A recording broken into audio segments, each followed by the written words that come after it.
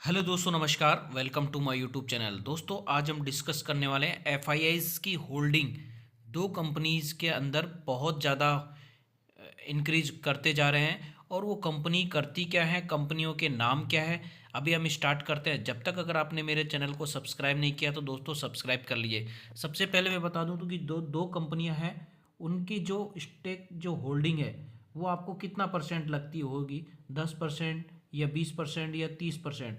दोस्तों, greater than 60% है दोनों कंपनियों के अंदर। ऐसी क्या करती है कंपनियां, और कंपनीज के नाम क्या है, क्या कंपनीज के बिजनेस मॉडल क्या है, तो अभी हम डिस्कशन करते हैं वन बाय वन। तो दोस्तों, जैसे आपको देखने को मिल रहा होगा, एक तरफ एफआईआई बाजार से निकाल रहे हैं पैसा, लेकिन इन दो कंपनियों में 60% से भी ज़्यादा हिस्सेदारी बढ़ाई है। तो दोस्तों, 60% से ज़्यादा एफआईआई ने बढ़ाई है। तो एफआईआई अपना आंख बंद करके पैसा तो इन्वेस्ट करते नहीं है, वो बहुत बड़े इन्वेस्टर्स होते हैं, बहुत ज़्यादा बोल सकते हो आपकी बहुत ज़्यादा रिसर्च करते हैं। उनके पास बहुत सारी फाइनेंशियल टीम्स होती हैं, तभी वो पैसा इन्वेस्टमेंट करती है। 60% से ज़्यादा, यानी कि 50% से ज़्यादा होना मतलब कंपनी के एक तरीके के ओनर टाइप के हो सकते हैं। आपको देखने को मिल रहा होगा, जो पूरा 2025 के अंदर आपको यहाँ पे देखने को मिल रहा है, 2.56 लाख करोड़ भारतीय बाजार से उन्होंने पैसा एग्जिट किया है, यानी कि बाहर निकाला है। लेकिन ऐसी दो कंपनियां कौन सी हैं जिनमें इन्होंने अपना जो स्टेक है वो बढ़ाया है? सबसे पहले हम वो कंपनीज के बारे में जानते हैं। तो दोस्तों, जो दो कंपनीज के नाम है वो आपको मैं यहाँ पे शेयर कर रहा हूँ। सबसे पहले जो कंपनी है वो आपको देखने को मिल रही होगी 361 वैम, और दूसरी है रेडिंगटन। के बारे में दो कंपनी जैसी है जिसमें एफआई ने 60% से भी ज़्यादा माल यहाँ पे उठाया है। तो अभी इन कंपनीज के सबसे पहले हम फंडामेंटल या फिर कंपनी किस सेक्टर में काम करती है उसके बारे में हम जानते हैं। अभी आपको देखने को मिल रहा होगा, 361 वैम को पहले आईआईएफएल वेल्थ मैनेजमेंट के नाम से जाना जाता था। यह भारत की सबसे बड़ी वेल्थ मैनेजमेंट कंपनी है, यानी कि लोगों के जो पैसा है एडवाइजरी करती है, फाइनेंशियल एडवाइज करती है, पीएमएस फाइनेंशियल डिस्ट्रीब्यूशन के लिए काम करती है। आपको इसका जो मार्केट कैपिटलाइजेशन देखने को मिल रहा होगा, 43,914 करोड़ कंपनी का मार्केट कैपिटलाइजेशन। 2020 के अंदर 2020 के अंदर ओनली 20% की हिस्सेदारी थी, लेकिन 25 में आते आते 65% हिस्सेदारी हो गई है एफआईएस की। ऐसा क्यों, इसी के पीछे हम थोड़ा सा डिस्कशन करेंगे। आपको देखने को मिल रहा होगा, साल में यहाँ पे 2020 के अंदर सिर्फ 20% और 2023 में 64%, और सितंबर में 2025 में तो रिकॉर्ड तोड़ दिया, लगभग 66% आपको होल्डिंग मिलेगी इस कंपनी के अंदर एफआईआईज की। जो भी एफआईआईज दोस्तों, कंपनी का रेवेन्यू 5 सालों में 1521 करोड़ से बढ़कर कितना हो गया है दोस्तों, 3,684 करोड़। अभी एबिटा के अंदर भी 823 करोड़ से बढ़कर 2,391 करोड़ ग्रोथ हुआ है। यानी कि कंपनी का जो फ्यूचर है, कंपनी की जो परफॉर्मेंस है वो काफ़ी बेहतर है। मैं आपको बोल रहा था कि एफआईज वहीं पे पैसा लगाती है जहाँ पे उनको पोटेंशियल दिखता है, कंपनी की ग्रोथ दिखती है। Net profit margin, net profit 40% से 201 करोड़ से बढ़कर कितना हो गया, 1,000, यानी कि 5 सालों के अंदर पाँच गुना आपका यहाँ पे प्रॉफिट भी बढ़ गया है। तो इसीलिए यहाँ कंपनी क्या है, इसके अंदर इन्होंने इन्वेस्टमेंट किया है। आपको देखने को मिल रहा होगा, डिविडेंड यील्ड भी काफ़ी अच्छी है, यानी कि अगर ये इन कंपनीज में अगर एफआईआई ने काफ़ी अच्छा पैसा लगा रहा है तो इनको डिविडेंड का भी फायदा मिलता है। इसके बाद से जो दूसरी कंपनी है वो दोस्तों यहाँ देखने को मिल रहा होगी, रिडिंगटन लिमिटेड। आईटी और मोबाइल प्रोडक्ट की डिस्ट्रीब्यूशन में भारत की सबसे बड़ी कंपनी है। एप्पल, डेल, एचपी जैसे ग्लोबल प्रोडक्ट ब्रांड के प्रोडक्ट की सप्लाई चेन संभालती है भारत के अंदर। साथ में आफ्टर सेल्स सर्विस और लॉजिस्टिक भी, मतलब क्या करती है, जो सेल्स, जैसे कि किसी को प्रोडक्ट बेच दिया उसके बाद में वारंटी पीरियड्स होती है तो वो फॉल्ट वगैरह सब अटेंड करती है। मार्केट कैपिटलाइजेशन इसका 23,000 करोड़ के आसपास है, और इसकी जो इस एफ आई की हिस्सेदारी है आपको 62% की हिस्सेदारी यहाँ पे आपको दिखाई दे रही है। कंपनी के अगर आंकड़ों के डालते हैं नज़र, तो यहाँ पे सेल्स में 51,465 करोड़ से बढ़कर 9,000 99,334 करोड़ हो गई है। और नेट प्रॉफिट 534 करोड़ से बढ़ के 1821 करोड़ हुआ। यानी कि आपको बहुत ज़्यादा ग्रोथ देखने को मिली है। अभी हम डायरेक्टली चलते हैं कि दोनों कंपनीज का थोड़ा और डिटेल में डिस्कशन करते हैं।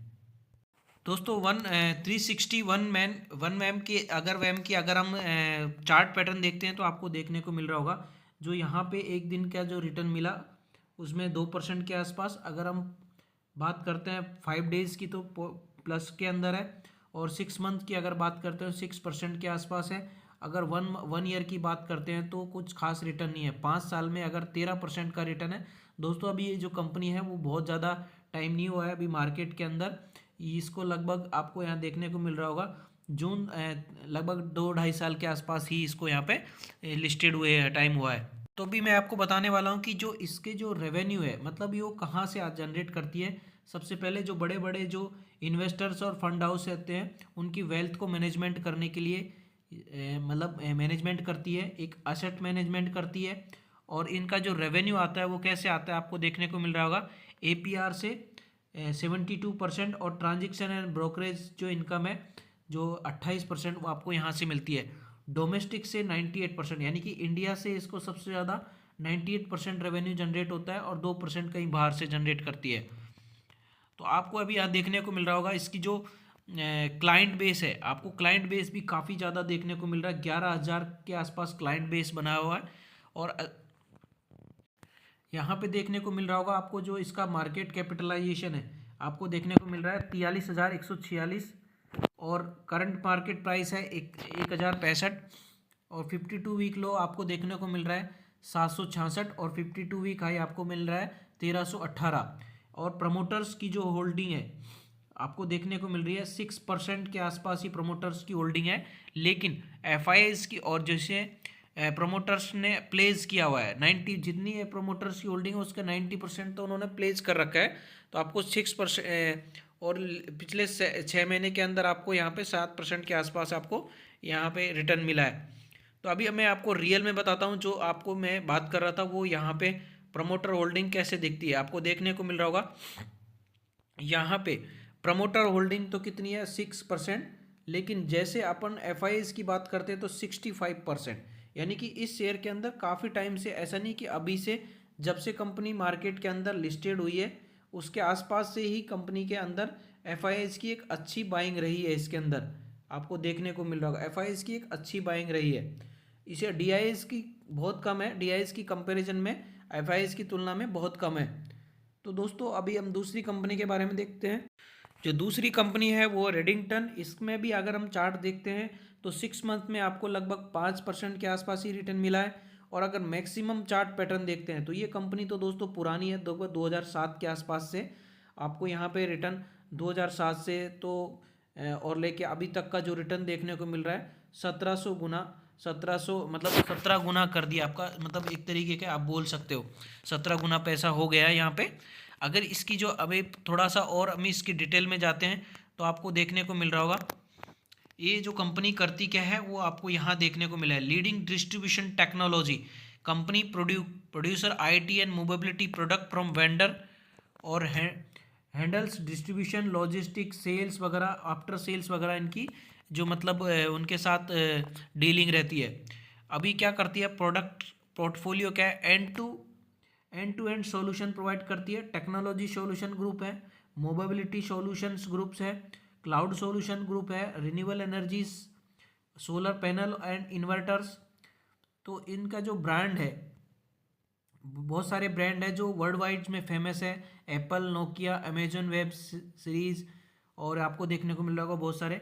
आपको इनके जो रेवेन्यू आते हैं वो देखने को मिल रहा है एप्पल से लगभग 29%, HP से 10%, लेवानो से 8%, डेल से लगभग 6% के आसपास, सैमसंग से भी 6% और अदर से 40% के आसपास। अगर आपको देखने को मिले तो जोग्राफिकल परसेंट अगर हम देखते हैं कि 32 कंट्रीज़ के अंदर इसकी जो प्रेजेंस देखी गई है। रेवेन्यू का अगर देखते हैं ब्रेकअप तो कैसे आता है आपको देखने को मिल रहा है एंड पॉइंट सॉल्यूशन से लगभग 36% के आसपास, टेक्नोलॉजी सॉल्यूशन ग्रुप से लगभग 30% और मोबिलिटी सॉल्यूशन से 34%, क्लाउड से 4%, रिन्यूअल से 0.2% और अदर्स वगैरह इन दोनों को जोड़ने के लगभग 3% के आसपास। ज्योग्राफिकल में अगर आपको देखना है तो इंडिया और साउथ ईस्ट एशिया वगैरह से 50% और अदर से रेस्ट ऑफ वर्ल्ड से 49% के आसपास है। इंडिया के अंदर सब्सिडीज कंपनीज भी है इसकी। तो अभी आपको यहाँ पे हम इसकी जो मार्केट कैपिटलाइजेशन के ऊपर अगर हम नज़र मारते हैं तो आपको यहाँ देखने को मिल रहा होगा इस कंपनी का मार्केट कैपिटलाइजेशन है 23,000 के आसपास और जो करंट प्राइस है 295, 52 वीक्स आपको यहाँ देखने को मिल रहा है 177। प्रमोटर होल्डिंग 0 है, इससे ज़्यादा तो एफआईआईज़ की होल्डिंग है आपको मिलेगी। आपको जो रिटर्न दिया है आपको 3 मंथ के अंदर जो लास्ट 3 मंथ्स का रिटर्न है 22% और 6 मंथ का रिटर्न 4% के आसपास है। तो दोस्तों इसके अंदर भी कंपनी दिसंबर 22 से काफ़ी अच्छी होल्डिंग बनाई हुई है, आपको देखने को मिल रहा है लगभग 60% से अबव यहाँ पे होल्डिंग बनी हुई है। और डीआईएस की भी अच्छी खासी है, इसमें 16% के आसपास, पब्लिक की लगभग 21%। यहाँ इसमें किसी प्रकार का कोई प्रमोटर्स नहीं है। तो दोस्तों आज हमने 2 कंपनीज़ के बारे में डिस्कशन किया। एफआईआईज़ ने जो इसमें काफ़ी ज़बरदस्त बाइंग कर रखी है लगभग 60% से ज़्यादा, और कंपनी का नाम, पहली कंपनी का नाम हमने डिस्कशन किया 360 ONE और दूसरी कंपनी रेडिंगटन के बारे में। तो दोस्तों ऐसी वैल्यूएबल वीडियो बनाते रहेंगे। वीडियो को लाइक करिए, चैनल को सब्सक्राइब करिए। धन्यवाद।